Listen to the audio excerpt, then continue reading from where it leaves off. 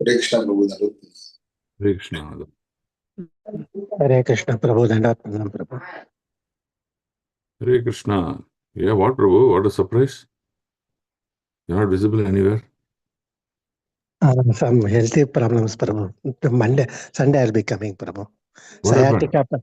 Sciatica pain, Prabhu. I could not walk like that. It has happened. Mm-hmm. Sciatica nerve. So now I have gone for a massaging and also now it is improved, Prabhu. In your legs, huh? Yeah, Prabhu. Okay. Okay, we'll pray for you. Yes, Get Prabhu. Hare Hare Krishna Krishna प्रभु, दंडवत प्रणाम। Hare Krishna. हरे कृष्ण प्रभु दंडवत प्रणाम। Hare Krishna. हरे कृष्ण प्रभु जी, दंडवत प्रणाम। Hare Krishna. Dhanashma. Just a second. Now we are in 9.19, right?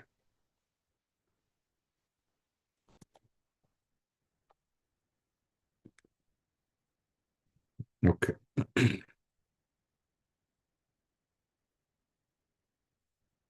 Okay. So we'll begin now. Hmm?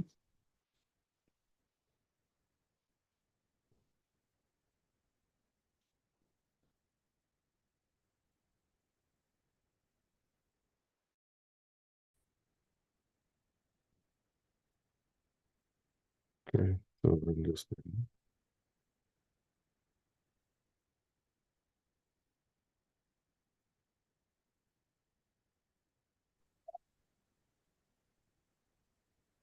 Yeah. Om Ajnanatimirandasya Jnananjanashalakaya Chakshurunmilitam Yena Tasmai Shri Gurave Namaha.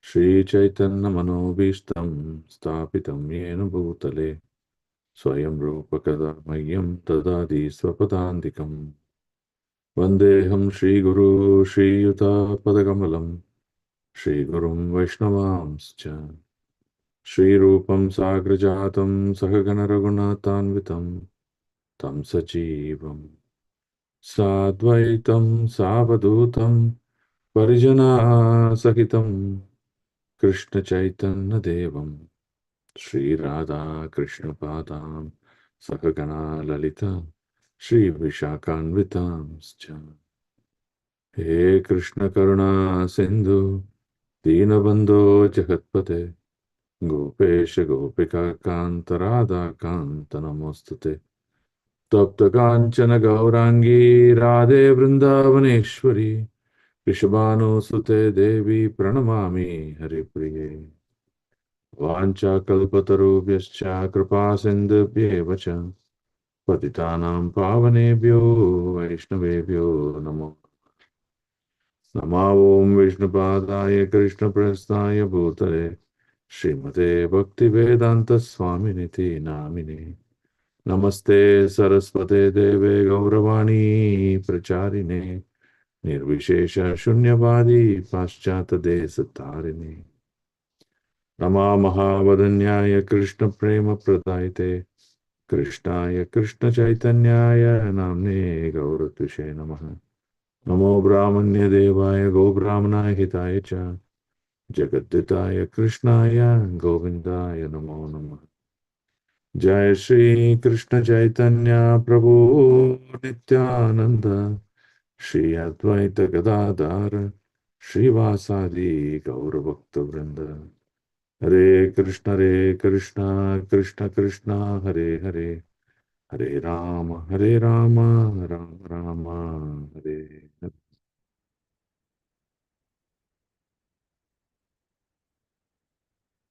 Mukam karoti vachalam pangurlangayate girim Yatkripatam aham vande Shri Gurum Dinatarinam Paramanandamadavam Shri Chaitanyamishwaram Om Namo Bhagavate Vasudevaya Panchatattvatmakam Krishnam Bhaktarupa Swarupakam Bhaktavataram Bhaktyakam Namame Bhakti Shaktitam Krishnaya Vasudevaya Devaki Nandanaya Cha Nandagopakumaraya Govindaya Namo Namah. Atah Pumbedvijashreshta Varnashrama Vibhagashah Swanuktatasya Dharmasya Samsiddhi Haritoshanam. Okay, Hare Krishna. So we continue to read now. So we are in the point at which, Brahmaji is explaining his prayers and offering. So now, after all those offerings, what happened? Lord is pleased with Brahmaji. Brahmaji's actions, Brahmaji's meditation on the Lord was so pleasing to the Lord. So the Lord is now reciprocating with Brahma. So similarly, you can see Brahmaji is the topmost of the living entities. He is a collective representation of all the living entities in this creation or in this anda. Okay. So whether it be higher planetary system or lower planetary system, Brahmaji is the collective representative of all of us. Now, our grandfather, Lord Brahma, is demonstrating bhakti in a certain manner. Right? The topmost of the one that he demonstrated here is meditate. Meditate where his senses withdrawn, atyahara. Senses withdrawn, and he is completely focusing himself, meditating on the forms of the Lord, on the instructions of the Lord. So that is pleasing the Lord. That means what? Out of all the services that we do in our life, the topmost service is meditating on the Lord. Smaranam. You can meditate on the Lord, you can meditate on the Lord's names, you can meditate on the instructions of the Lord. So these are the key factors for us. So our chanting becomes top priority. That means 90% of our devotional accomplishment is completed by chanting. The rest of the 10% is where all your aspects of deity worship, your services at various places, all these things are taking part. That means what? When I am practicing bhakti that pleases the Lord, which is the one that influences the most? Is it singing morning arati? Is it offering flowers to the Lord? Is it about making bhoga to the Lord? Is it about calling out his names for help? What is it that gives maximum mileage? So, meditating on the Lord, calling out his names. That's what Brahmaji is proving here. Now, let's look at what the Lord's reciprocation is now. 19.19. Tam priyamanam samupastitam kavim praja visarge nija sashana arhanam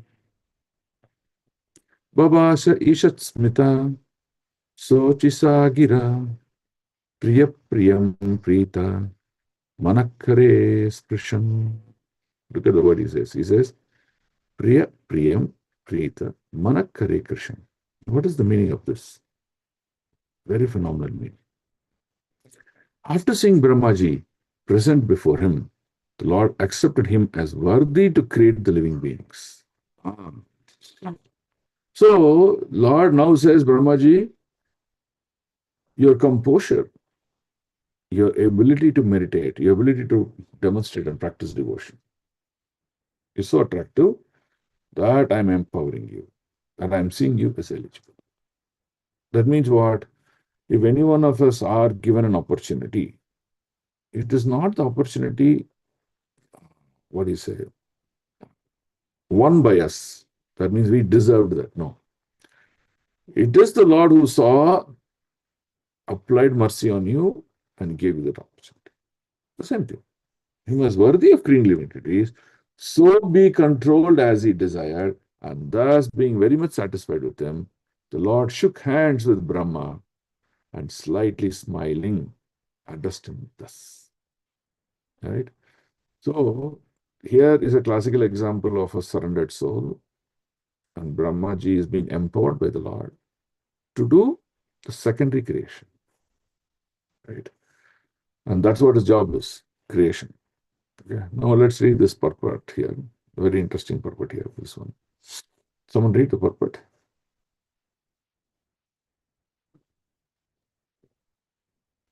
Hare Krishna Prabhu. Yes, Mataji, read. The creation of the material world is not blind or accidental. The living entities who are ever conditioned or Nitya Baddha are thus given a chance for liberation under the guidance of his own representative, like Brahma. The Lord instructs Brahma in Vedic knowledge in order to diffuse this knowledge to the conditioned souls. The conditioned souls are forgetful souls in their relationship with the Lord, and thus a period of creation and the process of dissemination of Vedic knowledge are necessary activities of the Lord. Lord Brahma has a greater responsibility in delivering the conditioned souls, and therefore he is very dear to the Lord. Now look at this key sentence here. This is a very key sentence. Lord Brahma had a great responsibility in delivering the conditioned soul and therefore is very dear to the Lord. Now, when you give the holy name, what are you doing? You're doing the same thing. You're taking position of a guru, a Siksha guru, delivering. Yes, read Mataji. Brahma also does his duty very perfectly, not only by generating the living entities, but also by spreading His party. his party for reclaiming the fallen souls. The party is called the Brahma Sampradaya, and any member of this party to date is naturally engaged in reclaiming the fallen souls back to Godhead backward.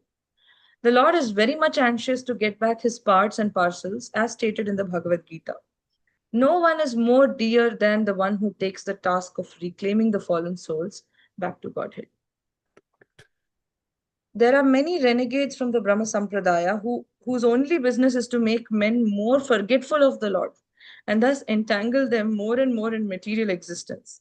Such persons are never dear to the Lord, and the Lord sends them deeper into the darkest region of matter so that such envious demons may not be able to know the Supreme Lord.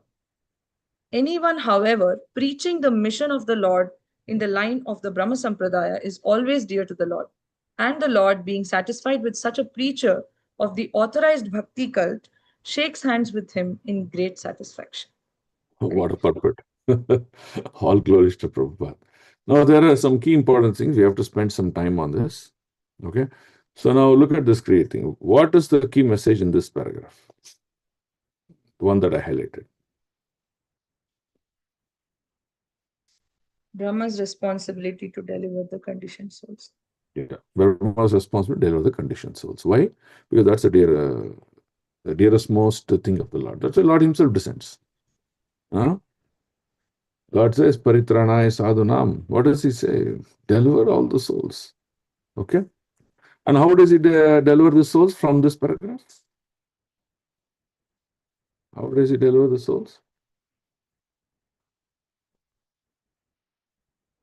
See here.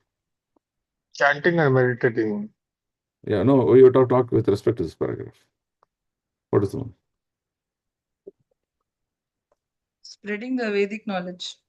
Yes, giving the knowledge and then making them to take part in the activities and thereby taking the responsibility to deliver the souls. Huh? So the three things. One is the knowledge and then performing the action and then helping the other souls. Oh, take part in it. You can come back home back to God.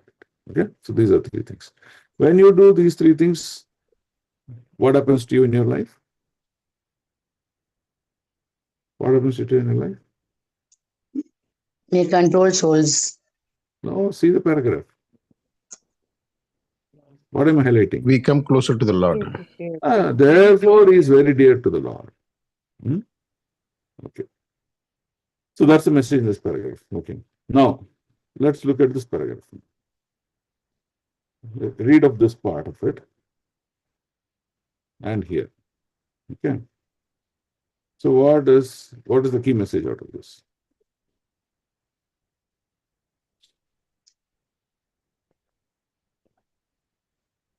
It's a key message here.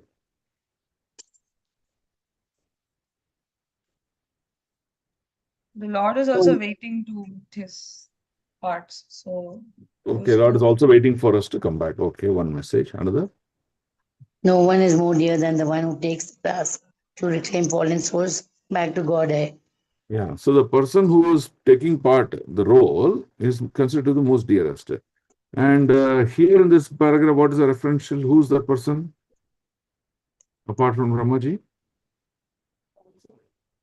All members of Brahma Gaudiya Sampradaya. All members of the Karma Parasada who's playing this role. Yeah, not just being silent. Who is playing this role? That means all the gurus, the acharyas, the guru, the devotees, everyone are part of the Brahma Sampradaya. And it says any member of this party today it is naturally engaged in reclaiming. That's the key here. Okay, good. Then here, in this paragraph, what are the key messages out of this paragraph?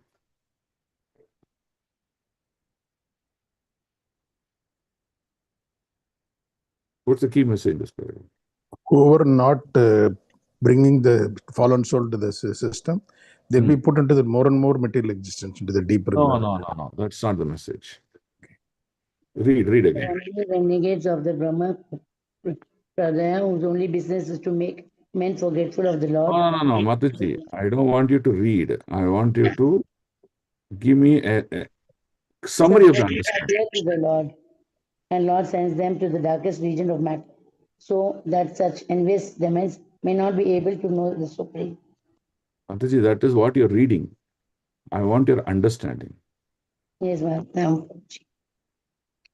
Prabhu, in this Sampradaya, there are some rebels who tends to make the people forget Krishna, Prabhu. So, and they will be pushed into the darker regions. Correct. So who are them? That means in this society, there are people who are spiritualist and there are materialist. Okay. Now, a father and mother, for example, or a teacher in a school, for example, or a head of a society in a smaller colony to as big as the state, as big as the country, as big as the world. All these people are also children of Brahmaji, but rather than helping souls to reclaim their position, what are they doing? They're inducing them with material, material, allurements, material activities. They are not interested in giving this. So what happens to them? They lose a chance. What are they doing? When you keep engaging someone in material activities, not giving them Krishna consciousness, that means you're always telling the person, forget Krishna. You're not giving a chance to teach Krishna consciousness to them. But where else the spiritualists, what they're doing, they're trying to always make you to remember Krishna. Okay? So these are the two aspects of a spiritualist with a materialist. So all personalities who are materialistic in consciousness, they don't have a hope. They are more demonic in their consciousness. That's why they perform heinous acts. Okay. Then we'll come to the last paragraph. There's a very important message. Let's see what is this. Who can answer this?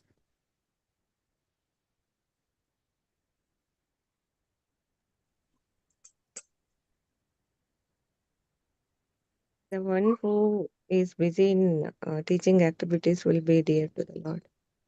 Teaching activity dear to the Lord, and what the Lord does to that person. Lord will be pleased with them. Shakes hands with the devotees. Okay, that means the Lord reciprocates. What is the meaning of Lord reciprocates? That means Lord takes charge of those people's life. Our lives are governed by the Bhava chart and the Amsa chart. And the third is the influence of Kala Chakra. These three things together, they govern our life. So the Prakriti, through this, it is controlling our life. What will happen? How do we look? How much knowledge we'll possess? What all kind of activities we'll perform?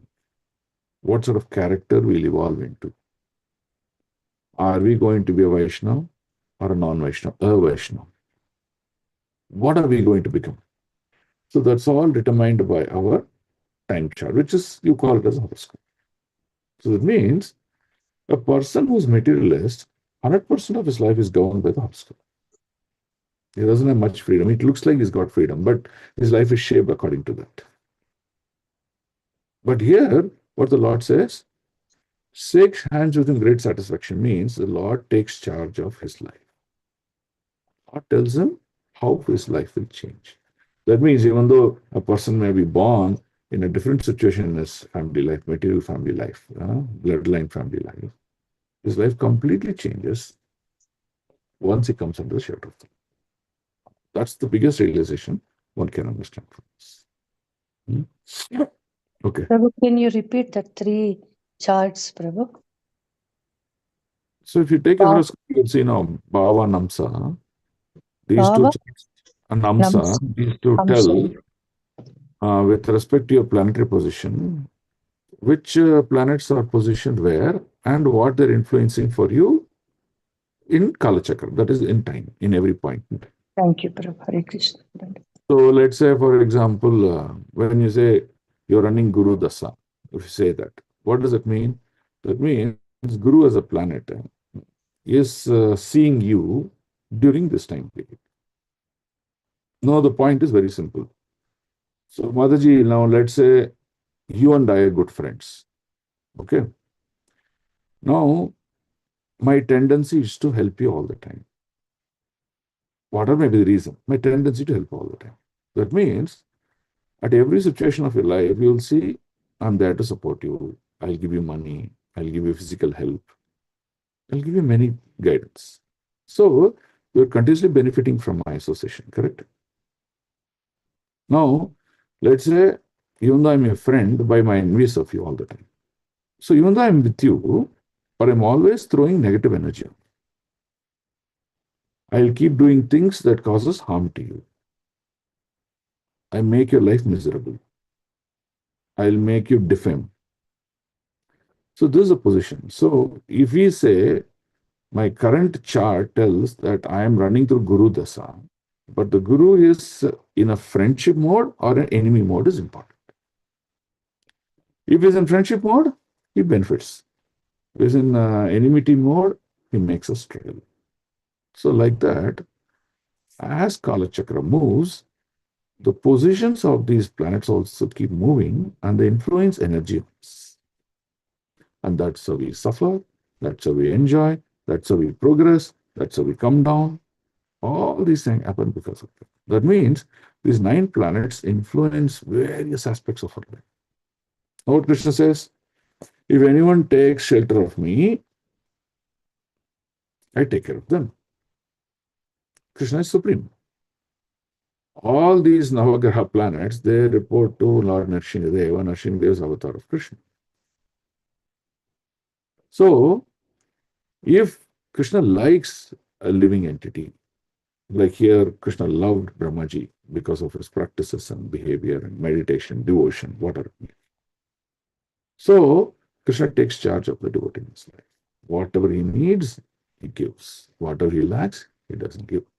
Ananyas chintayanto mam ejana pariyupasate. So that's what Krishna does. That's the understanding. Clear, Mataji? Thank you, Prabhu. Understood very well. Okay. 9.20. Sri Bhagavan Uvacha Tavyaham Toshita Samyag Veda Garbha Sushikshaya Chiram Britena Tapasa Dustosha Kuta Yogina. The beautiful personality of Godhead addressed Lord Brahma. Oh Brahma, impregnated with the Vedas, I am very much pleased with your long accumulated penance with the desire for creation. Hardly am pleased with the pseudo-mystics. Look at Krishna says. Hardly am pleased with pseudo-mystics. Who are pseudo-mystics? Who are pseudo-mystics? What does the word pseudo means? Anyone can answer. False. False. Or it looks like real, but it is never true. That is called pseudo. We say no. In modern world, they have these costly brands, right? Very expensive brands, and the European brands are there, like bags, coats. so many articles that people use. And they're very expensive. They're like $100, $200 like that. But there'll be another guy who's who runs parallel markets. What he will do? He'll make a same looking coat or a bag, exactly same, but it is a duplicate. It's copy. So that's called pseudo, right? So now you can understand. So people who look like devotees, but they're not devotees. That's called pseudo. So pseudo mystics means who can be pseudo mystic? Mayavadis. Mayavadi, yes and no. Any other personalities, pseudo mystics? Who's a mystic? Who possesses the Ashta Siddhis? No, Mataji. A mystic is a person who possesses mystic powers. Okay, what's a mystic power? For example, I want to, confuse you with some energy. I can, just by a spiritual spell, I can confuse you. I'm a mystic, right? So these mystic people, they possess certain powers and they misuse that for their own personal benefit. And how did they get it? By practicing yoga. Okay, there are different levels and different types of yoga. So this mystic yogi is one who looks like he is renounced, who looks like he is God conscious, who looks like he is a devotee, but actually his heart is not that. His heart is self-agenda. Those are the people who are called mystic yogis. So that means there are many people like that in the market today. You go to the north, you go to temples, you go to Punya Kshetras, even you go to Badrikashrama. Many people are there.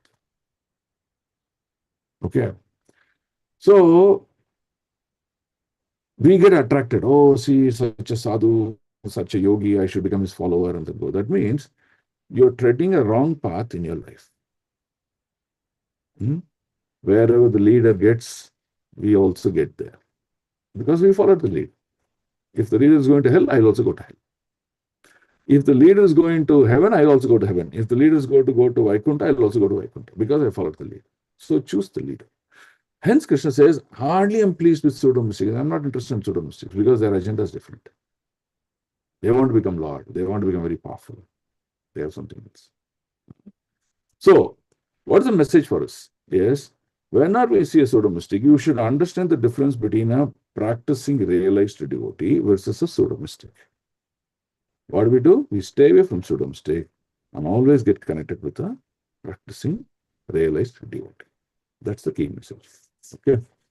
Let's read the purport. This is a nice purport also. Someone read? Hare Krishna, Prabhuji. Read, Mataji. There are two kinds of penance, one for sense gratification and another for self-realization. There are many pseudo-mystics who undergo severe penances for their own satisfaction, and there are others who undergo severe penances for the satisfaction of the sense of the Lord.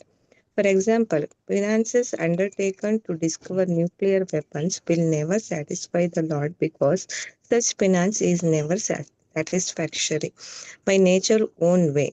Everyone has to meet death, and such a process of death is accelerated by anyone's penance.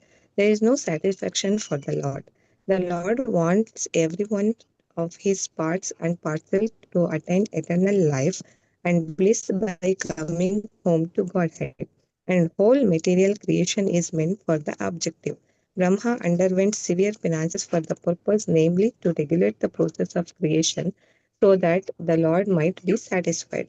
Therefore, the Lord was very much pleased with him, and for his Brahma was impregnated with Vedic knowledge. The ultimate purpose of Vedic knowledge is to know the Lord and not to misuse the knowledge for any other purpose. Those who do not utilize Vedic knowledge for the purpose are known as Yukta Yogis or pseudo transcendentalists. Kuta yogis. Akuta yogis are pseudo transcendentalists who spoil their lives with ulterior motives. Okay. See, today how the world is. We saw this great atom bomb, right? And when the atom was discovered, they gave him a Nobel Prize. Okay? Now, Prabhupada, in his lecture, he says, yeah, people are always dying. There are many ways people are dying. Simple accidents to complicated scenarios, diseases, old age. No limitation. People are just dying all the time. And why is that? You're finding a method to accelerate the death faster, and for which you need to be given Nobel Prize. He says, this is the fallen state of a society. Correct? So look at what Acharya is looking at. He says, creation is so difficult. Look at what Brahmaji is doing. If, let's say, in the womb, that is in the Garbha, the uterus of Garbhodakshai Vishnu, let's assume there are 10,000 souls, living entities. What is he doing? Brahmaji is saying, hey, if you keep remaining in the stomach of Vishnu, you will never get liberated. You're always in the sleep mode. What's your duty? Is to become active in service of the Lord. In activating your senses, connecting with this creation, doing many things, that is the purpose of life. So what Brahmaji is doing, Brahmaji is coming out with 84 lakh patterns of bodies, blueprints. And he's telling, okay, for you, you take number 10,048. That's the blueprint for you. You take that body, get into this world. And he's telling another person, you take body number 35. Another person is taking, you take body number 2,48,000. That number is giving, you take that body, go into the material world. But after going to the material world also, Brahmaji is giving the cycle of progression. What is progression? If you got a body of a tree, next you'll get body of an insect, and slowly you'll get body of mammal, you'll get body of a human being. You can love your creator, go back and back to it. That means for everyone he gives a chance. Now, if Brahma did not do creation, then none of us have a chance. We just remain inactive, time immemorially. So you see how merciful Brahmaji is. And how Brahmaji is able to do this? Because of the Vedic knowledge imparted by the Lord. With that knowledge, with the empowerment, he is able to do this. That is the key point here. So there's one side, there is great effort to help all these people to come back to Godhead. On the other side, there's a parallel effort by many atheists who are telling, don't go back. This is a place of suffering, be here. And in the using the words of enjoyment, which is pseudo, stay here and suffer. So Krishna never likes those people. Right? That's the message here. Is it clear? Okay, let's read 21. Varam varaya badram te varesham mabhivanchitam brahman shreya parishramaha pumsam mad darshanavadihi. I wish you good luck, Lord is telling Brahmaji. No? Oh Brahma, you may ask from me, the giver of all benediction, all that you may desire. Whatever you want to ask, I will give you. You may know that the ultimate benediction as a result of all penances is to see me by realization. Look at this key word. What is this key word? Is to see me by realization. In the battle of Kurukshetra, 100 crore people saw Krishna. They saw Krishna as, okay, there's one person called Krishna standing. That's it. That is called just vision. In our temple, there are many people who come, they just see the deities and then they go. So they're also seeing Krishna, but they're just seeing it by the vision. They're not seeing beyond it. But what Krishna is saying, what is important? And importance is to see Krishna by realization. How do you realize Krishna? You realize Krishna by hearing from great souls, Bhagavatham. You realize Krishna by calling out his names.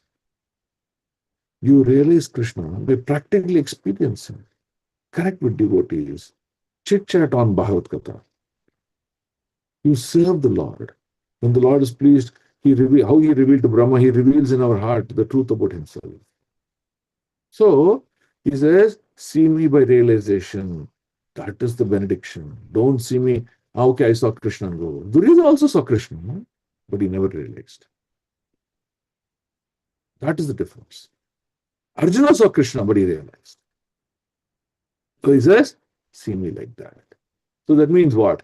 That means either it is Raga Marga or Vaidehi Marga.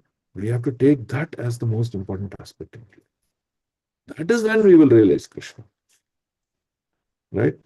In the story of the Brahmana Patnis, the Brahmanas also saw Krishna, but they just saw Krishna as a person.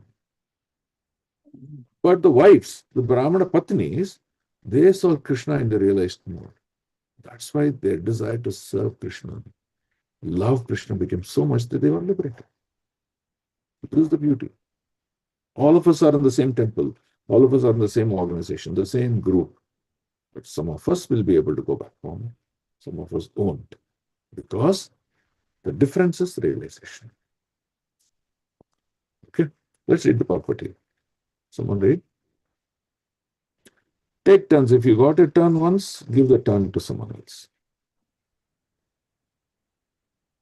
Okay, next who's reading? Hare Krishna Prabhuji. Yeah, please read. The ultimate realization of the Supreme Truth is knowing and seeing the face to face, the personality of Godhead. Realization of the impersonal Brahman and localized Paramatma features of the personality of Godhead is not ultimate realization. When one realizes the Supreme Lord, one does not struggle hard to perform such penances. The next stage of life is to discharge devotional service to the Lord, just to satisfy Him. In other words, one who realizes and seen the Supreme Lord has attained all perfection because of everything is including in that highest perfectional stage. The impersonalists and the pseudo mystics, however, cannot reach this stage. Hare Krishna. Okay? So hence Prabhupada coined the word purity is the force. When we are pure in our heart, when we are able to accept the fact and not keep our ego in front of it, then purity attains. So purity attains by two aspects. The first aspect of purity is to get rid of the negative consciousness that we possess.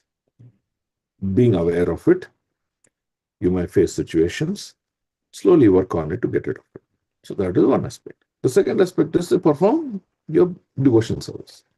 By practice of devotion, by being constantly aware of our negativities, you get purity.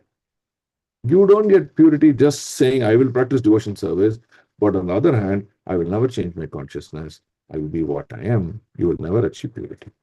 This is the point. Remember those points. Okay? One point is to practice devotion. Another point is to get rid of negative energies within us. Whatever it may be, it has to go away. It has to become favorable to Krishna consciousness. And that's the purity is achieved. When purity is achieved, then you can see the realization of Godhead. Until the purity is achieved, you cannot realize Godhead. That's the point. You may be pujari on the altar. You may be cooking prasad for the Lord. You may be making dresses for the Lord. You may be very close with the Lord. Still, you will not realize. That's the beauty. Okay. So now let's read 922. Manishitana bhavoyam mama lokavalokanam yad upashrutya rahasi chakrta paramam tapaha. The highest perfectional ingenuity is the personal perception of my abodes. And this has been possible because of your submissive attitudes in performance of severe penances according to my order. So there are two aspects. One is being very submissive. Submissive means what? Submit yourself to the situation or to the need. That's called submissive. And penances according to my order. You did not perform penances the way you want. No. This is the method. And you follow it. Those are the two things. Okay. So Krishna says, or Chaitanya Mahaprabhu says, one cannot achieve devotion without three aspects. Third sloka of Sikshastra. What does he say? First, I should be humble. How much humble? Humbler than a grass. So grass will stand straight. Someone walks on it, it bends fully. It doesn't revert. In a matter of a few minutes, he'll say again, he'll stand up. Right? So humbler than a grass. Second, he says, tolerant. You have many situations in our life which may be favorable, which may not be favorable. So being tolerant. So tolerant comes with two aspects. One is patience and being tolerant. What is patience? Patience means you may say, I deserve it now. But Lord may not be approving it. That means it's going to take time. It may take 1 year, 2 years, 5 years. So our only hope is the faith in the instruction of the Lord. And that is patience. When we adopt that patience and tolerance, then we see success. Third, amanatva. What is amanatva? Whether they respect me or not, I don't care, but I'll respect them. I will deal in a pleasant manner. Right? If they respect me, okay, good. If they give respect and glorify me, okay, good. But just because they didn't do that, does not mean I become a revolting person. So these three qualities is what is required. Okay, let's read the purport. Okay, someone read the purport.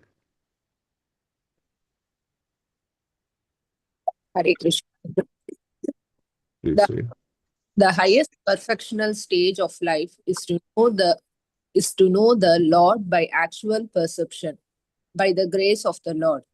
This can be attained by everyone who is willing to discharge the act of devotional service to the Lord as enjoined in the revealed scriptures that are standard and accepted by bona fide acharyas, spiritual masters.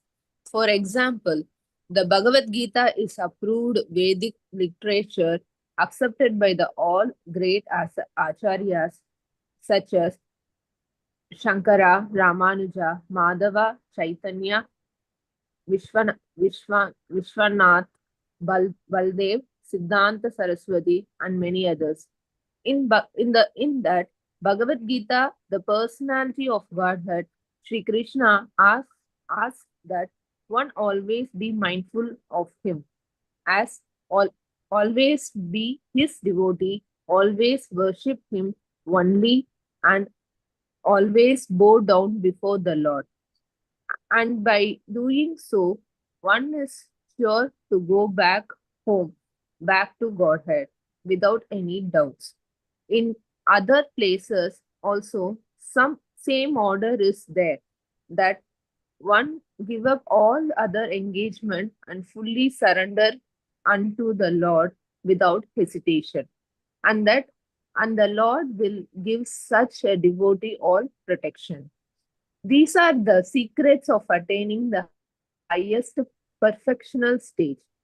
Lord Brahma exactly followed these principles without any superiority complex, and thus he attained the highest perfectional stage of experiencing the abode of the Lord and the Lord himself with all his uh, Paraphernalia. Impersonal realization of the effulgence of the Lord's body is not the highest perfectional stage, nor is the stage of Paramatma realization. The word Manishta is significant. Mansita is significant. Everyone is falsely or factually proud of his so-called learning. But the Lord says that the highest perfectional stage of learning is to know him and his abode devoid of in all illusions. Devoid of all illusion. Okay. Vedescha sarves ahameva vedhyam. Right? So you can see many of them, they go into the technicality of learning the Vedas. They want to learn the Vedas. They want to pronounce it properly. They want to show off that so much. Once Prabhupada was giving lecture and one devotee came, not one devotee, one person came. He told the assistants of Prabhupada saying that I want to recite all the 700 slokas of Bhagavad Gita. So he sent a slip. He told him, please tell Prabhupada, I want to recite now. So he said yes. Then again he reminded. Then later on, what he did, he sent a slip, the devotee, or the assistant of Prabhupada, sent a slip to Prabhupada, saying that there's one person who says he wants to recite Gita. Then at the end of the class, almost at the end of the class, Prabhupada called him. What do you want to recite? He said, I can recite the Gita from sloka number 1 to 700, and I also have the ability to recite sloka number 700 to 1 in reverse order also. He said, I can do that also. So now allow me to recite now, because all the audience is here. Prabhupada said, this is not for you to recite. The first thing you should do is go to the kitchen and wash all the vessels. So why Prabhupada said that? Because there is no submissiveness. There is no humility in what we are doing. Here, the aspect of him trying to recite, trying to do this is for sure. Right? So that's why Prabhupada said, you have to develop humility, you have to develop devotion. These things is of no use. So go to the kitchen, wash the vessels. So people are proud of their learning. I know so much, I've learned so much. That's why you see today social media, people want to show off their knowledge, show off their this one. That's why social media promotion of the self is so intense. So intense. Right? But what did Lord say? But the Lord says that the highest perfect stage of learning is to know Him. To know Him means who? To know Krishna. His abode, that means His dham, His paraphernalia, His associates, His glories. That's what it is. Devoid of all illusion. Devoid of all illusion means you cannot be in the material world, material consciousness, and trying to realize Krishna who is pure in consciousness. Okay? So then you may ask a question, then what about acharyas? So acharyas, they may live in the material world, but their consciousness is living in the Vaikuntha. Body may be present here, but they're fully spiritualized, but their consciousness, their thoughts, everything is in the Vaikuntha. So they're not in the illusion. So that's the point. Okay? Okay, good. So let's read 923. Pratyadishtam maya tatra vayi karma vimohite tapo me hridayam shaksha atmaham tapaso anagha. O sinless Brahma, you may know from me that it was I who first ordered you to undergo penances. Even Brahmaji went through penances by the order of Krishna only. When you are perplexed, perplexed means confused. Should I do this? Should I do that? Because if you read the Canto, you will understand. Brahma was completely perplexed. Who am I? Who created me? What's my duty? What am I supposed to do? Perplexed on your duty. Such penance is my heart and soul. Penance is my heart and soul. Krishna says, Yajnat karmano yatra loko yam karma bandhana. That means when we perform yajna, what is yajna? Yajna is one form of penance. Right? You disconnect from the material world. You connect to the spiritual world. Therefore, penance and I are non-different. That means when you take up austerity, for example, on Ekadasi, you take up an austerity. That's for Krishna. When you say austerity is successful, that means your accomplishment to connect with Krishna is also successful. That's what it means. So that's why we fast on Ekadasi, we fast on festivals, we fast on Acharya appearance, disappearance day. Because penance, the yajna, and Krishna are not different. Okay, so this one, we've discussed this purpose a lot in our previous this one. So we can go to the next slide. 925. Shrijami tapasaivedam grashami tapasa punah vibarmi tapasa vishvam vidyam me duscharam tapaha. I create this cosmos by such penance. Okay, I maintain it with the same energy, and I withdraw it all by the same energy. Therefore, the potency is penance only. So, whatever austerity that we are practicing is the one that will actually deliver us. Okay. Now, let me ask this question. Every time getting up in the morning and then chanting the names of Krishna, is it a penance or not? Yes, Prabhu. Yes, it is the topmost. Otherwise, what is alternative? Just nicely sleep till 7 o'clock, get up, read some newspaper, watch some television channel, drink some sip of coffee, and keep myself comfortable, go for a walk, chit chat with friends, eat a morning breakfast, and then happily go to the office. Right? This is the alternative. But I'm not doing this alternative. What am I doing? Getting up at morning. Oh, Krishna, it's time to connect with you. Brahma Muhurta. What I'm doing? Sitting. Calling out the names of Acharyas for help. Calling out the holy name for help. What I'm doing? I'm chanting the names of Krishna. Hare Krishna, Hare Krishna, Krishna Krishna, Hare Hare. Hare Ram, Ram Ram, Hare Hare. So, the point of conclusion is, when you chant Krishna's names, is considered penance, then do it as a penance. Don't do it as an inattentive mode. Don't do it with your mind wavering everywhere.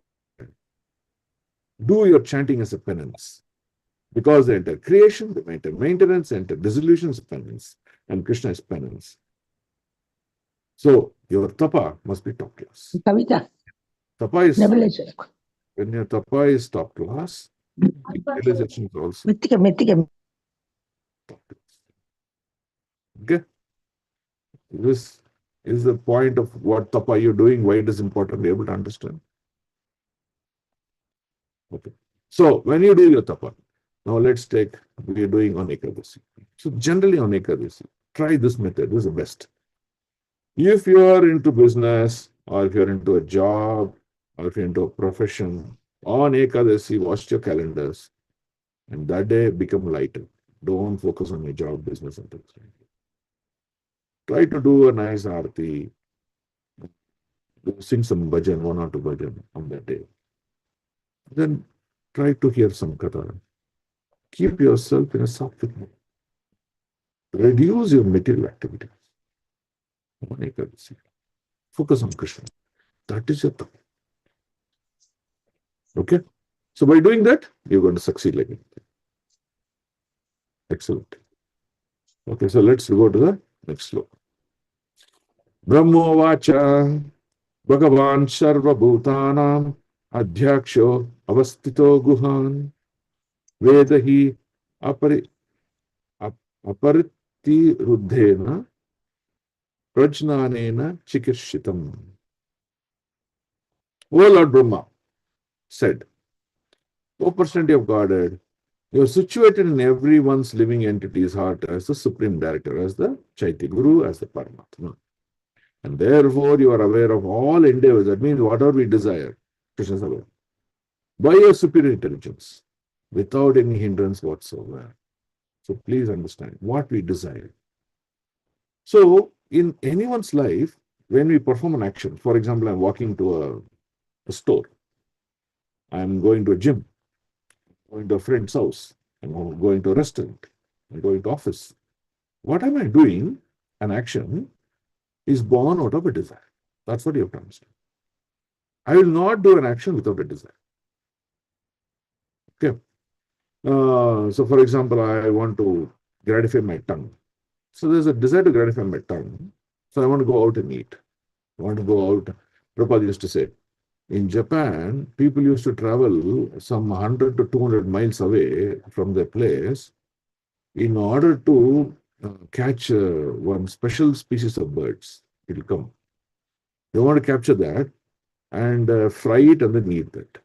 For that purpose, they'll travel some 200 miles or something like that, go do that activity and come back like a one-day activity. The Prabhupada says this is what the desire is. And hence they are putting all their energy in order to achieve it. So, what are you supposed to do? Whatever your desire is follow through is action. And what are you desiring? You're desiring from your heart. And who is sitting near your heart? Kshetra, Kshetrajna, and other Kshetrajna. Kshetra is the body, Kshetrajna is the soul. Another Kshetrajna is the Param Kshetrajna, who is the superior soul, that is Paramatma. So they are sitting next to each other. That means, whatever we desire, the Lord is knowing that desire. Hence, He is making that opportunity. He is telling Prakriti. The Paramatma is telling Prakriti, hey, you know, this person has a desire to achieve something like that. Come on, make the environment, make the situation favorable so that he accomplishes that desire. The desire could be material, the desire could be sinful, That desire could be spiritual, it could be devotional, anything.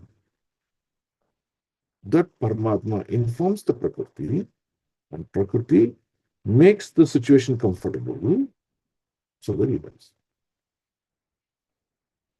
Now, in my earlier days, I used to think a person who was a big businessman, who's making a lot of money, fully busy, he's so lucky he is. He's blessed. But if you see that businessman, he doesn't even retire until 60, 70, 80, it goes on. So you see, that's a curse. He's not able to stop his activity to practice devotion. It's not a boon, it's a curse. What a curse it is. Thank God we are not into that curse. So we should pray to Krishna. Thank you, Krishna. So you see, the whole fact changes. Okay. We'll read this purport. This is a very interesting purport, this one. Can someone come forward? Can I read, Prabhu? Yeah, read. Purport by Srila Prabhupada. The Bhagavad Gita confirms that Lord is situated in everyone's hearts as a witness, and as such, he is the supreme director of sanction. The director is not the enjoyer of the fruits of action, for without the Lord's sanction, no one can enjoy. For example, in a prohibited area, a habituated drunkard puts forward his application to the director of drinking. The director, considering his case, sanctions only a certain amount of liquor for drinking. Similarly, the whole material world is full of many drunkards, in the sense that each and every one of living entities has something in his mind to enjoy, and everyone desires fulfillment of his desires very strongly. The Almighty Lord, being very kind to living entity, as a father is kind to the son, fulfills the living entity's desires for his childish sanction. With such desires in the mind, the living entity does not actually enjoy, but he serves the bodily whims unnecessarily without a profit. The drunkard does not derive any profit profit out of drinking. Yeah, but because he has become a servant of drinking, the habit and because of his, does not wish to get rid of. Yeah, let me repeat. The drunkard does not derive any profit out of drinking, but because he has become a servant of drinking habit and does not wish to get out of it, the merciful Lord gives him all the facilities to fulfill such desires. The impersonalists recommend that one should become desireless, and others recommend banishing desires altogether. This is impossible. No one can be banished desires altogether, because desiring is the living symptom. Without having desires, a living entity would be dead, and which he is not. Therefore, living conditions and desire to go together. Perfection of desires may be achieved when one desires to serve the Lord. And the Lord also desires that every living entity banish all personal desires and cooperate with his desires. This is the last instruction. This is the last instruction of the Bhagavad Gita. Brahmaji agreed to this proposal, and therefore he is given the responsible post of creating generations in the vacant universe. Oneness with the Lord, therefore, consists of dovetailing one's desires with the desires of the Supreme Lord. That makes for the perfection of all desires. The Lord, as a supreme soul in the heart of every living being, knows that what is the mind of each living entity, and no one can do anything without the knowledge of the Lord within. By his superior intelligence, and Lord gives everyone the chance to fulfill his desires to the fullest extent, and resultant reaction is also forwarded by the Lord. Okay. So whatever we discussed about desire, beautifully summarized by Srila Prabhupada. So what's the first takeaway message? So we'll go step by step, because very important. This section is the game changer in one's life of spiritual life. This particular purpose. I request that today, how many people are attending? About 34 people are attending. All 34 of you should read this purport minimum 3 times. to understand the key message. This is the one that will make or break your devotion sense. Okay, so let's summarize this point. All living entities possess a body, a material body. A material body is possessing full of senses. And all senses means enjoy. So a person with this material body, he desires to enjoy. So hence he uses his senses in various things to keep on enjoying. So desire is the cause for our enjoyment. Okay? Now, since this body is made of senses, you cannot say there cannot be no desire. Desire has to be there. And that is the basic construct of this entire living entity. So Prabhupada says, there are people like impersonalists, there are people from other cults and philosophies, no, don't desire, they control the desire. He says, Prabhupada is not possible. Because that's the basic constitution of this living body. So what Prabhupada says, desire is the nature, but don't desire poorly, desire intelligently. So our desire must be present, but it should be purified. That's what Prabhupada says. How do you purify?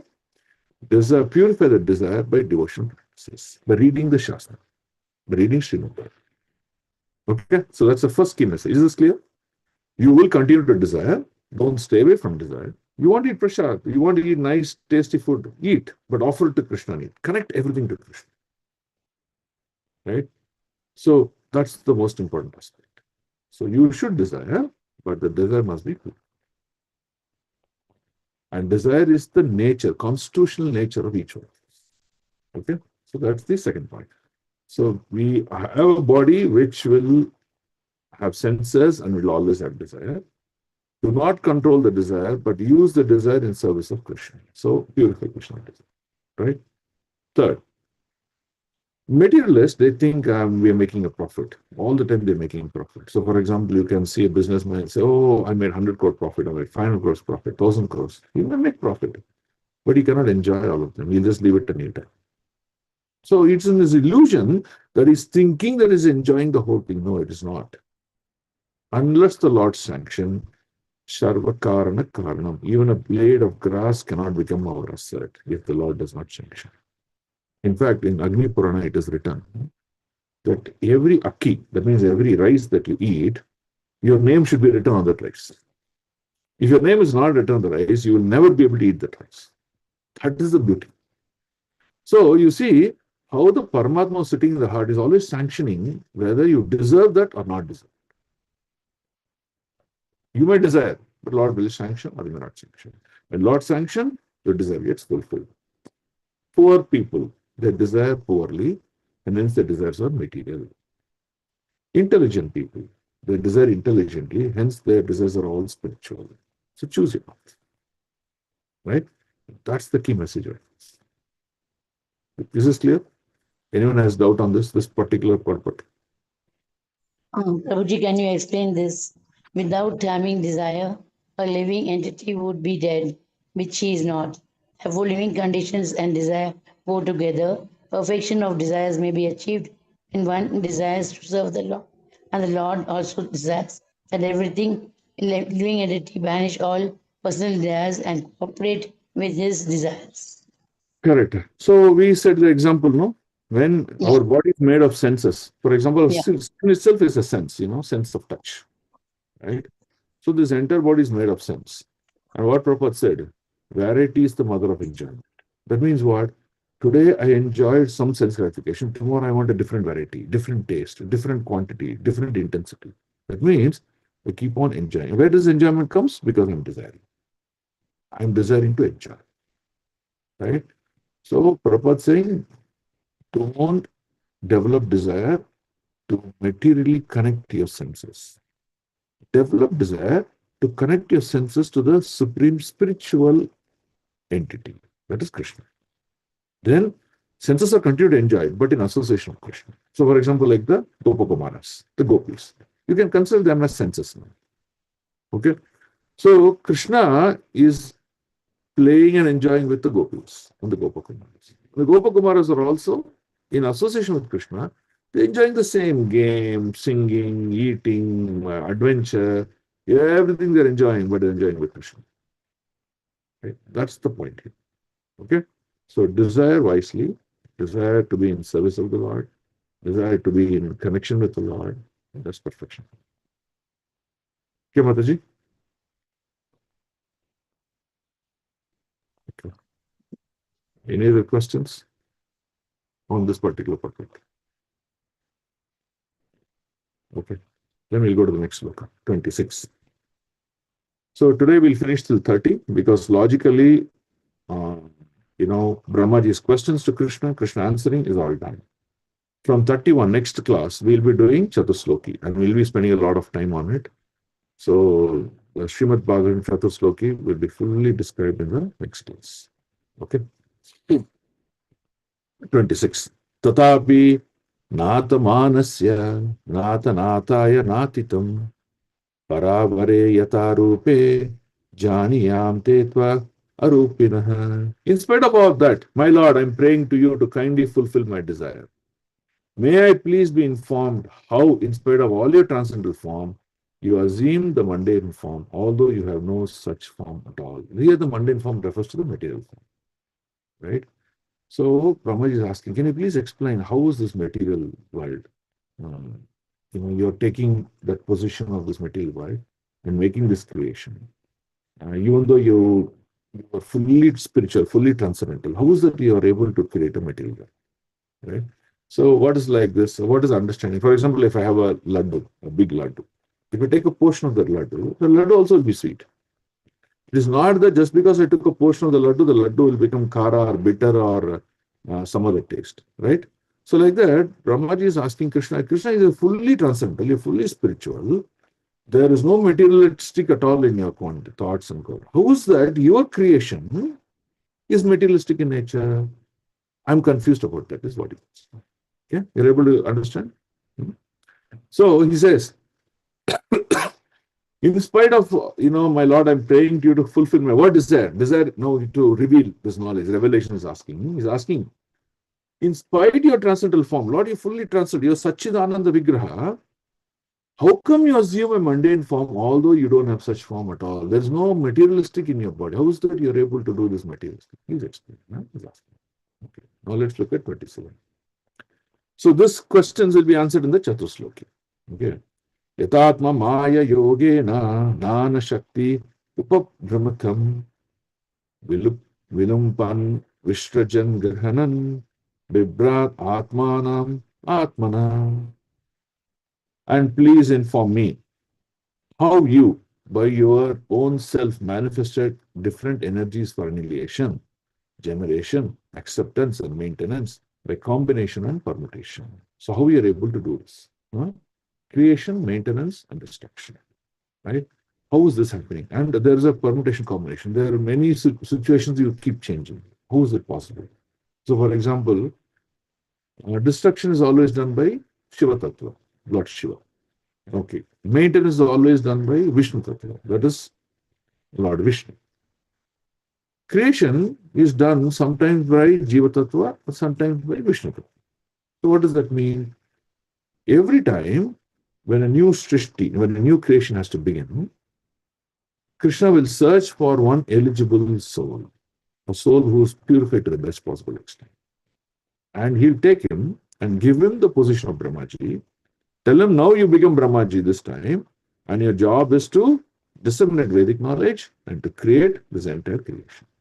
He does that. But sometimes what happens, when an anda is formed, Krishna will search. If there are 1 billion living entities, he'll search among the 1 billion living entities. Is there anyone who has reached that state of purity? If he does not, then what Krishna does? Krishna expands himself into Brahmaji and performs the creation. So that means there are scenarios where creation is also done by Vishnu Tattva, maintenance is done by Vishnu Tattva, and destruction is done by Shiva Tattva. So that means there are many combinations. For example, sometimes Dwapara will come ahead of Treta Yuga, and Treta will come after Dwapara. Though it is also possible. So in many Chaturyugas, Krishna will make a change. Why? Because that was the need of the hour. So he does that change. Like how he takes avatar, right? Why he took the Vamana avatar? Because that was the need of the hour, to teach that lesson to Bali Maharaj. Why Krishna took the avatar of Matsya avatar. But that was the need of the hour. He needs to come to the form of a fish in order to perform that leela. So this is the need of the hour. Hence Krishna plans accordingly. Okay, that's the question he's asking, and that's what he's saying. Okay, 928. Hridasya amoga sankalpa Gurnanabir yatornute tata tad vishayam dehi manishyamayi madhava. O master of all energies, please tell me philosophically all about them. You play like a spider that covers itself by own energy, and your determination is infallible. So what does that mean? So if you take why is he giving an example of a spider? Right? The spider teaches us two lessons. The first lesson is, when the spider starts to place itself on a wall, it starts to produce a cobweb. Right?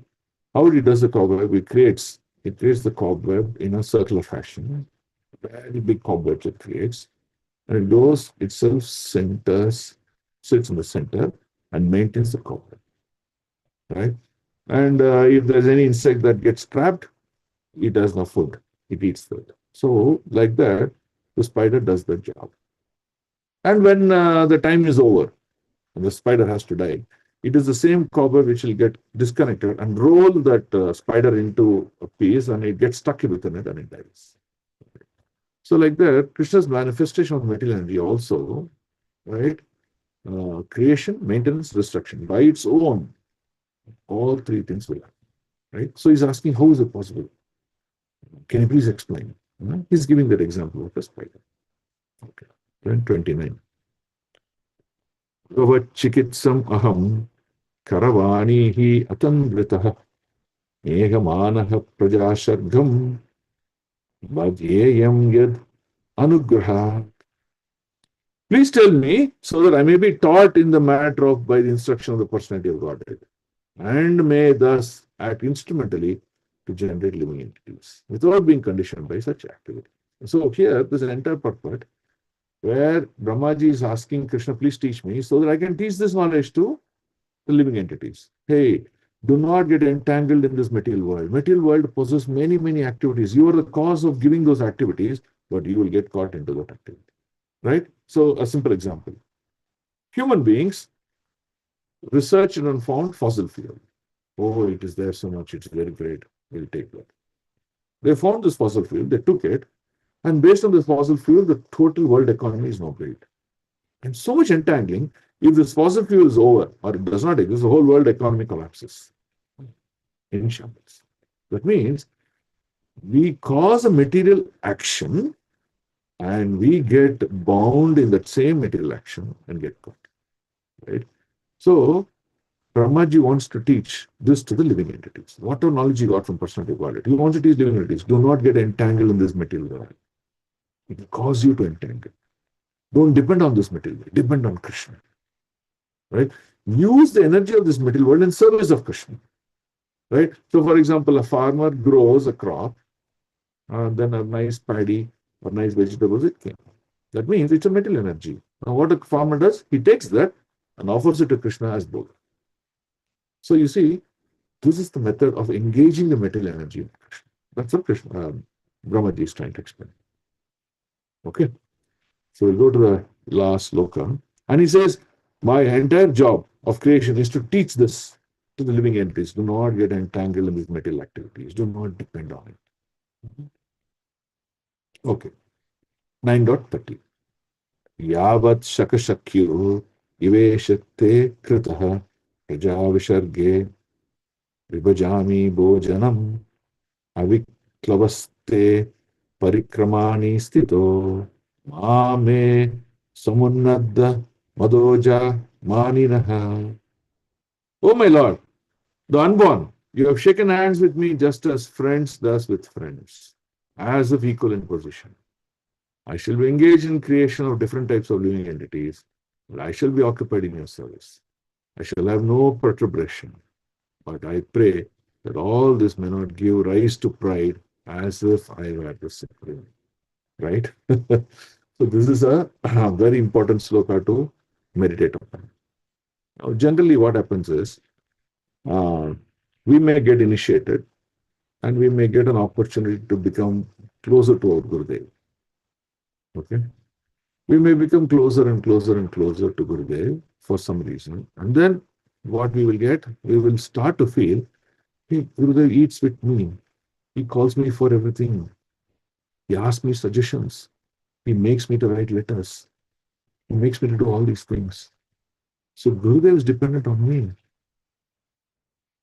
And he shakes hands with me, so I am equal to Gurudev in all aspects. That pride will keep on increasing in my heart. When that keeps increasing, it reaches the point of threshold and I fall down. But Gurudev won't fall down. I will fall down. So this is the problem. Right? So when we take association, someone senior to us, we should always remember our position. We should always remember, where do we stand in this world? That's what Brahmaji is trying to do. He's telling Krishna, Krishna, you may shake hands with me. It does not mean that I'm equal to you or equal to me. But just because you took shake hands with me, my pride cannot go up, and that will be the cause of my fall. So I'm praying, please protect me, so that my pride never goes up. Once in Puri Jagannath Yatra, Bhakti Purushottam Maharaj spoke about Lord Jagannath and his pastimes. Very brilliant classicist. He took this class in Jagannath Gardens. This is the place where Pratap Rudra got his love of Godhead from Chaitanya Mahaprabhu. Tavakatamrutam tapta jivanam kavibiriditam kalmanashakam. Right? That sloka he recited, and then he got the love. So in that same place he was sitting, when he was reciting the entire Bhagavatham. Very brilliant it was. There he said, and a very important point, he said, if you come to Puri, you will see, there is this, the main temple of Lord Jagannath, Srimad.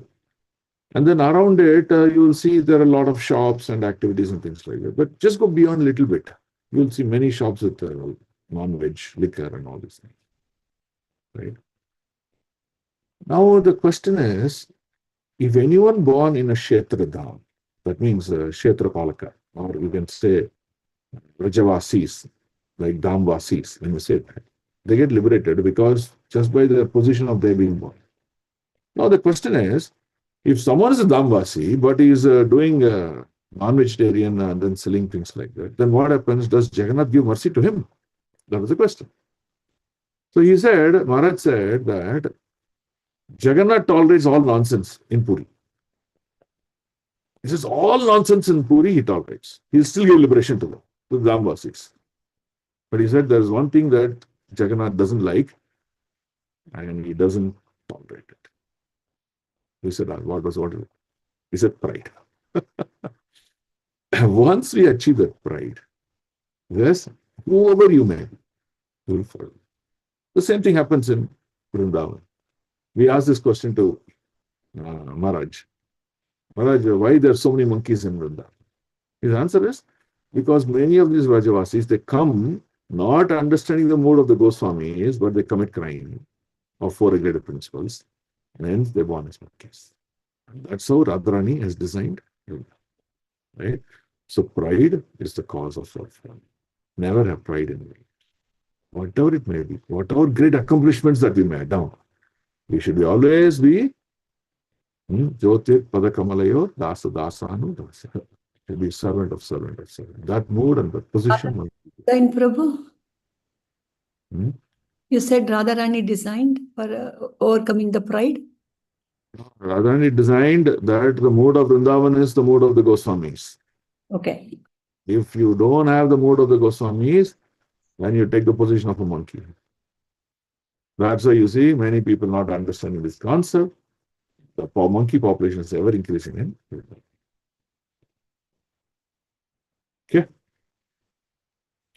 Okay, so that ends all questions by Brahmaji. Okay, so now sloka number 31. This is the Bhagavan Uvacha. Now for all the questions that Brahmaji posed, Bhagavan is answering in Chatursloki. So this Chatursloki, we should all now remember mug up this Chatursloki. That's the most important aspect. So in Chatursloki, we will be reciting the next class. The Chatursloki recitation also will do. And try to recite 2-3 times, remember, and meditate. When you recite, it is said that when you recite Chatursloki, you have recited the entire book. Okay? So like how Vishnu Sahasranama. Vishnu Sahasranama, it has been asked that you have to recite 100 times a day. Oh, Parvati is asking Lord Shiva, 100 times a day? One time recitation only is take 45 to 45 minutes. 100 times, how it's possible to do in 24 hours? She is asking to Lord Shiva. What Shiva said. Reciting Sri Rama Rama Ramati, Rame Rame Manorame, Sahasranama Tattulyam, Ramanama Varaname is equivalent to reciting the entire Vishnu Sahasranama. Can you not recite the names of Lord Rama 100 times? She asked Parvati. She was completely bewildered. Who is it? Now we are reciting Hare Krishna mantra. One recitation of names of Krishna is equivalent to 4 recitations of Lord Rama. That means, while reciting one Hare Krishna mantra, how much? Hare Krishna, Krishna Krishna, Hare Hare, Hare Ram, Ram Ram, Hare Hare. That means you almost have 16 times reciting of names of Krishna. Right? And that 16 times, look at how many times is equal to reciting Vishnu Sahasranama. So he said, this is very powerful. Right? So similarly, when you recite the Chatursloki, it is equal to reciting the entire book. So that's why it is very important. So we will spend time on Chatursloki in the next class. We'll mug up these slokas also, and we'll understand the deeper meaning of Chatursloki. Okay? People have given 4 hours lectures on Chatursloki, but we don't intend to do so much. We'll try to finish in 1 class or maybe in 2 classes. Okay? So we'll look forward for all the association in the next class so that we can completely learn Chatursloki very nicely. Okay? So next class is when? 11th of April. Okay. So we'll end the class here today. Kirandra Srimad Bhagavatam ki jai, Srila Prabhupada ki jai. Om Tat Sat. If you have any questions, we'll discuss later. Hare Krishna, Dandavat Pranam Prabhu. Dandavat Pranam. Hare Krishna, Prabhuji, Dandavat Pranam. Dandavat Pranam. Any Hare questions? Krishna. Any questions? Question. I have a doubt that which avatar has the Vishnu Tattva as Brahmaji? Which, not avatar, which Chatur Vyuha, Divya Yuga. Which Divya Yuga has Brahmaji, we don't know. But Krishna describes that in Bhagavatam. I think you will read in the 3rd canto. You will see that Krishna describes how he assumes the position of Brahmaji. That comes. But it's not mentioned in which creation that this happens. He is not mentioned. Okay. It's in creation, not even in Chatur Divya Yuga, it's creation. Okay. Hare Krishna, Prabhu. Yes, Madhu. You said Chaturvyuha, right? It's like Treta Yuga. It's like one more Yuga, or how to understand the Chaturvyuha? Meaning. What is meaning of Chatur? 4. 4. So you have 1 Satyuga, Treta Yuga, Dwapara Yuga, Kali Yuga. All 4 put together is 1 Chaturvyuha. It is called as 1 Divya Yuga. Okay, all 4 together is Chaturvyuha. Like the months we say, like 12 months in a year. And 1 year. Here we say, no, like that. Chaturvyuha means 4 put together. And the meaning of the word Chatur is called as Divya Yuga. Divya Yuga means 1 Chaturvyuha. Thank you, Prabhu. It is for time calculation purpose. Okay. Okay. Okay. Hare Krishna, Prabhu. Dandavat Pranams. Prabhu, I have one doubt, Prabhu.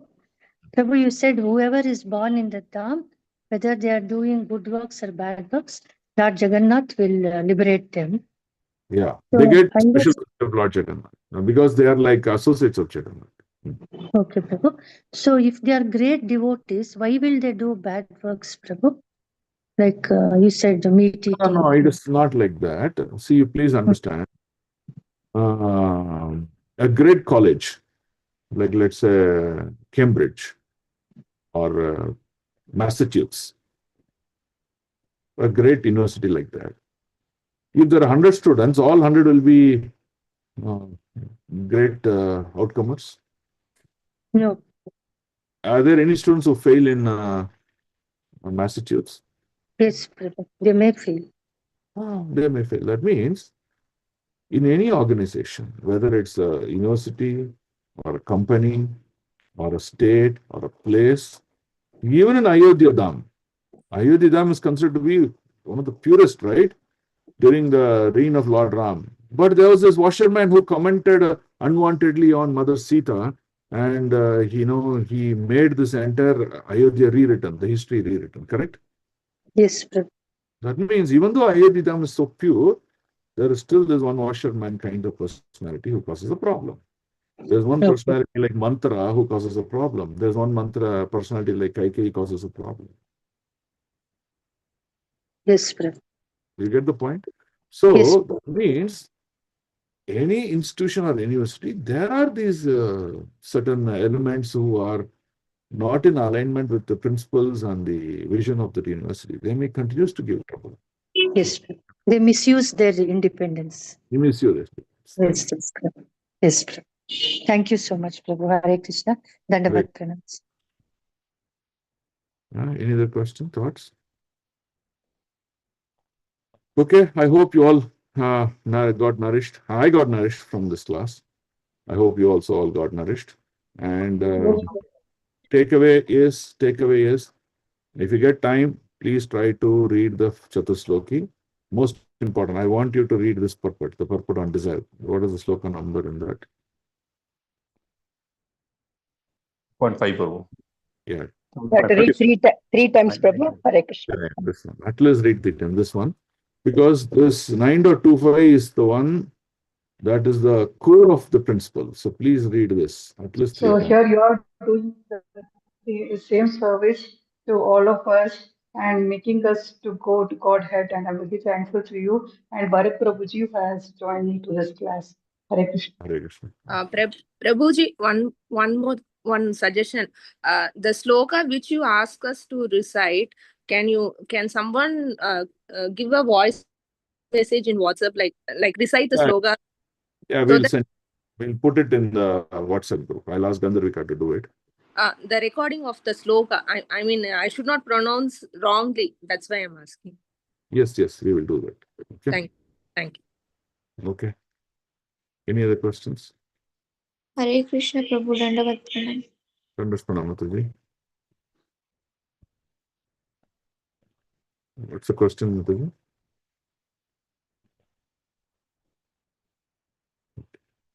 Okay, thank you so much. You all have a please wonderful day. Okay, Vancha kalpatarubhyascha kripa sindhubhyavacha Atitanam pavanebhyo vaishnavebhyo namo. Ananta koti Vaishnava Vrinda ki jai. Vaishnava Thakur Srila Prabhupada ki jai. Om Tat Sat. Thank you. Hare Krishna. Hare Krishna, Prabhu. Dandavat pranam. Hare Krishna, Prabhu. Dandavat pranam. Hare Krishna. Hare Krishna, Prabhu. Hare Krishna, Prabhu. Thank you so much. Dandavat pranam. Hare Krishna. Hare Krishna, Prabhu. Dandavat pranam. Hare Krishna. Prabhu, Dandavat pranam, Prabhu. Hare Krishna, Prabhu. Hare Krishna, Prabhu. Dandavat pranam. Dandavat pranam.